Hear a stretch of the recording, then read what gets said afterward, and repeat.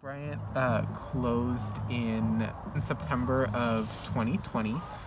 This was kind of building off of the years of organizing that the No New Jails Coalition has been involved in since 2013. We started this more formal campaign to close 850 Bryant in fall of 2018 and spent several years really trying to work with movement partners and folks inside. We passed legislation through the Board of Supervisors in May with the help of Supervisor Fewer's office. All during that time, we still had to fight the narrative of the sheriff, and also the mayor's office wasn't really on board, but the people were the ones who kept on pushing and fighting back at every turn that we could, and we were able to get it finally closed after decades of inaction by city and city government.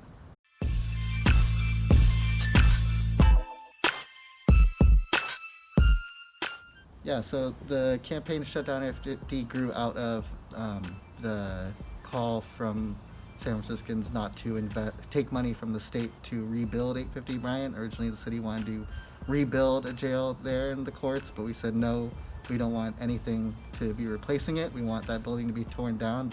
And the government has been saying that the building must be shut down for years. And for years, community members have reiterated that the building could be shut down without pumping millions of dollars into decades of more jailing of people in San Francisco.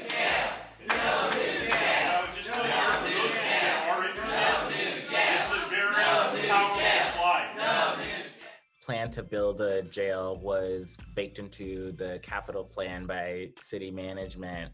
And so what that initially meant was that there was not going to be a public process by which residents of San Francisco could intervene and make their concerns heard. But because any new construction that's done in San Francisco has to go through an environmental impact review process that does have public engagement, we were able to use that loophole. Rise up, resist, ain't no killer cops, no jails. The whole damn system is guilty as hell. We are sending a very clear message that any effort to build a new jail in San Francisco will not move forward out of this body. We just won the jail fight. So we know that this fight is continued as the last 3% of Black San Francisco struggles and fights to stay here. When we stopped the new jail from being built in 2015 and 2016, we rejected the idea of newer and improved cages. And at that moment, it became our coalitional responsibility to then ensure that the older, more decrepit cages would no longer be filled with our community members. Well, I've been incarcerated as a juvenile and also as an adult at 850. One thing that I remember is they starved us in there, you know what I'm saying? And it hurted to see like a bunch of black and brown men in there just hungry at night, you know, after they fed you your 3 meals a day. It wasn't enough. We were all starving, and at the end of the day, they're all like housing you in the place you don't want to be. You're forced to be in there, and you don't want to be there. I had guys be like, I want to see my kids. I want to get out. I don't want to be here. And then some people have mental health issues, and some guys would sleep the whole day. I don't know how they did it, but they'll sleep for days at a time, and that would be their day. I remember not wanting to know what time it was. Like, I don't know. Usually in my life, I like to embrace every moment. I like to enjoy it. I like to make the most of it. But in jail, I just want to fast forward through life. You know, I can't believe I'm saying that, but if I could just fast forward through this part of my life and just be back out, I'll be content with that. And no one should want to fast forward through any part of the life. That's wrong. That's inhumane. That's not right. In a place where they're starving you, where you don't have no freedom, where you're wearing someone else's clothes, where like you can only change your underwear like once a week. Your underwears and socks. If you put people in those conditions and they're upset and they're angry and they're hungry, I mean, you're kind of setting them up for failure. You don't know what kind of reactions, how people go about things, and they try to definitely drug you. You know, they kept offering me all kinds of pills for different things. Like, I'm not taking any pills. I'm not taking anything. I'm okay. The 850 Bryant was known in the community. It's known as a place that a lot of harm happens, that it is a place of not rehabilitation. It has a negative connotation in the community. So it was really important that we pushed to have it closed, and having it closed is going to have a huge impact immediately on people, and also just the fact that it's going to close will hopefully bring some closure to people that have had to spend time in that building, because there's been a lot of horrible things that have happened even during the campaign, of sewage leaks and the gladiator fights and all kinds of abuses. So it's great that we've finally gotten there to close it. It has a lot of really important impacts. I think one is that we actually closed one of the many San Francisco jails, which is not something that is very common to begin with. We're actually scaling back the role of jailing within the city. And I would say that, especially with the organizing, we were able to also push for several hundred folks to get released. And so now that there is less capacity for folks to actually be incarcerated, right, it's going to be harder for the police and for law enforcement generally to throw more of our people inside and to keep them inside. And so I'd say that is one of the big impacts. And I think another huge impact is that we were able to save about $15 million per year for the closure, which means that we get to put another $15 million back in the community for things that, for food, for access to housing, for access to healthcare, for access to all of these different resources that are absolutely necessary and crucial. And $15 million is a lot of money, and that's really important for us to remember, is that we can really chip away at the prison industrial complex and really continue to reinvest in our communities. And the campaign itself really helped to amplify abolition within the city, and really brought a lot of people into an abolitionist movement and thinking about beyond cages. It brought abolition to the forefront in San Francisco in these fights against the police during Black Lives Matter in 2016. A lot of the same calls were being called for, like jailing cops, for reforms here and there. But just like everywhere else, we've had some of those things happen and nothing has changed. So I think No New SF Jail was there throughout the whole time, still talking about abolition and still pushing for abolition in the city. And so luckily, more and more people are talking about it. It is coming in the form of the defund movement. People are finally looking at new ways to imagine our world, because we have to. Pandemic pushed us into places where we have to think beyond what was our normal before, and that it wasn't working. And the closure of 850 Bryant, the jail at 850 Bryant, is not only important because it shuts down the cages that are used to imprison hundreds of people. It's important because of how it is being closed. Measures have been put in place to prevent the expansion of other replacements to this jail, so that we don't end up with a jail by another name while we're closing 850 Bryant. So working to prevent new cages or more ankle shackles or leased space in other counties, trying to anticipate how the prison industrial complex will shift, and changing our organizing to more successfully combat it has been a crucial part of this abolitionist work to shut down 850 Bryant. So we used a three-pronged strategy that involved media, legislative work, as well as outreach. And so for the media strategy that we use, we really were trying to counter a lot of the city narrative around jailing and policing within our communities. Having strong people's media and having strong imagery and messaging was a big part. We really tried to control the narrative as much as we could and push back on anything that was coming out of City Hall or the Sheriff's Office pretty quickly. Made sure that our calls were, along with closing the jail, were specifically also for reinvestment in the community, and that was a really strong strategy, because that brought a lot of different organizations into the coalition too, that were working, that were there to take up the work of working in the community and working with folks coming out, working with people that had been harmed, but also they need those resources from the city. So it was showing we have people here ready to do this work, that are already doing this work in the community. Let's stop investing in jails and cops and start investing in these communities that are ready to uplift our people. The coalition took up the tactic of producing like a well thought out report on why the jail expansion plan would be terrible for San Francisco, and what the state resources and the city resources that were slotted for the jail could go to community-based resources and infrastructure that actually keep people safe. Being able to put together a report and give that to the Board of Supervisors that was well researched, well thought out, and articulated, I think put us above and beyond what the sheriff was presenting at the time. So much so that by the end of the fight, the Board of Supervisors were using our direct language from that report as part of their logic. For the legislative approach, we really were trying to empower the Board of Supervisors and the city government as a whole to recognize that they actually have the power to close down the jail legislatively.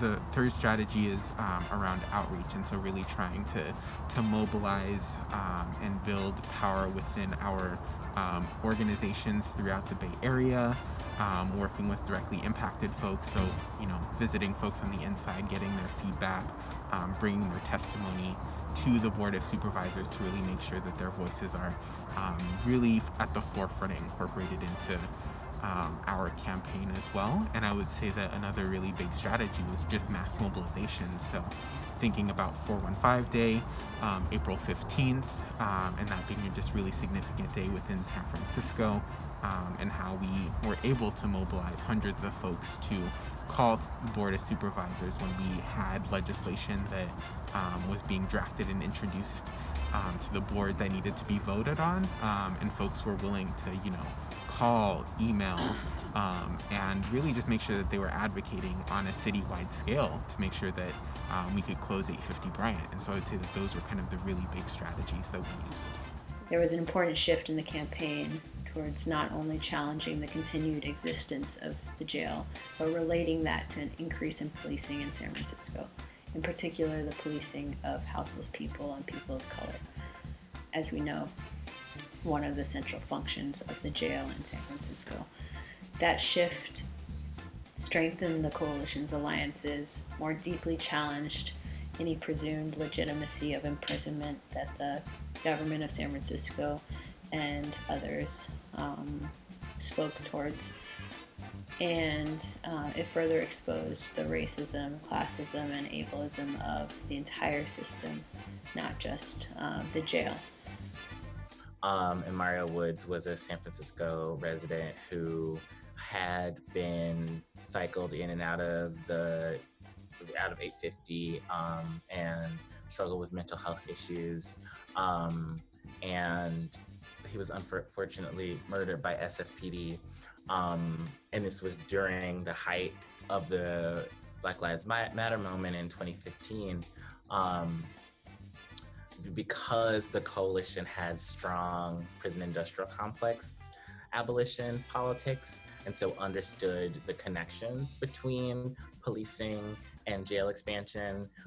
The fact that Mario Woods had been in the facility for mental health issues, and then the SFPD responded to a mental health call and killed him. Like, we were able to articulate how that incident was connected to the fight against expanding the jail,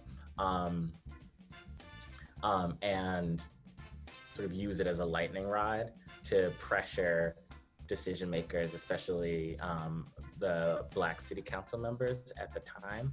I think that really did help propel our work forward. So I think one of the most exciting moments was last year in 2019, we were able to mobilize over 70 organizations, community-based organizations. We had over 100 folks come through to City Hall. This is obviously before COVID. And we held a huge rally. We did some community education, and we basically did a full lobby day. So we packed each one of our Board of Supervisor meetings, had 30 people deep for every meeting, and just went around and continued to really bring up all of the different pieces of how incarceration is impacting our communities and like the need to close 850 Bryant in particular. And I feel like that was really the day that the Board of Supervisors recognized how serious we were about it, because we had so many folks very consistently and very tightly saying like, we need to close this down, and like we want you to commit to this as well. When Sheriff McGreamy attempted to split off some coalition members, particularly currently the TGI Justice Project, which works with currently incarcerated trans people.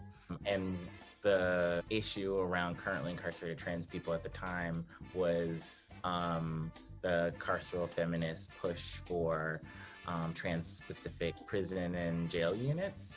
And so TGIJP was able to, because of the grounding in abolitionist politics, push back on some of the larger trans organizations at the time who wanted to work with McGreamy on this, and push for not building a new jail and also relief for the currently incarcerated trans people that had a maximum amount of self-determination, given the conditions that they were in.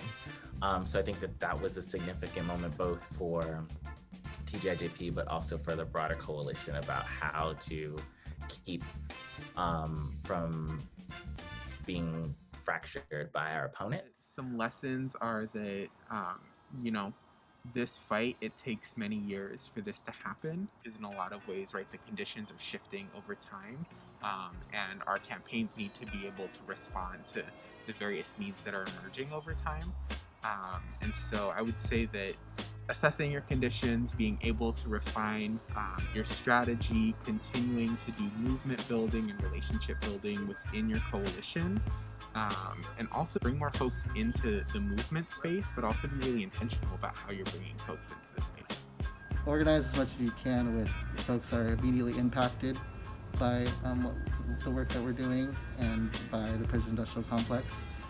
And then also, to just keep on thinking about the next move that your opponent's going to make, because even at the end when they announced the early closure, they kind of were able to take some narrative from us and like they're having the power of closing it, when really it was the people, and we did put that out, that it was people power that what closed this. The mayor didn't sign on to the final legislation. The sheriff wanted to keep on using it. Like, the reason it closed was because we were on their asses constantly about what was going on, and we saw through the BS that they kept on putting out, and we called them out for it publicly, and people knew, people were paying attention, and that was really the power. So just keep on pushing and controlling that narrative and to work closely with those most impacted. Closing down 850 in Juvenile Hall was like something beautiful. Like, I didn't think it would ever happen in my lifetime. I didn't believe in it, even though I wanted it so bad. But I truly didn't think that would happen, but I still fought for it. Just like many others, we're gonna fight for our dreams. It's better to pursue your dreams than to not fight for your dreams, you know what I'm saying? And we did it. But just the fact that I know I contributed to a part of history. If we close down our county jail, I hope LA closes down their county jail. I hope New York closes down their county jail. I hope Oakland closes down their county jail. Just in general, we do not need jails. We are better off without them, And they don't do nothing but hurt us even more. We're already hurt people. Why are you gonna put us in a place to hurt us even more and take our freedom? And what's important about not only shutting down the process of building a new jail, but then shutting down the old jail, especially in a city like San Francisco, the fact that we can take on a project like this and win twice in a progressive city means that there's more likelihood that we can win those fights as they emerge from across the country and share those lessons with other organizers as this trend continues.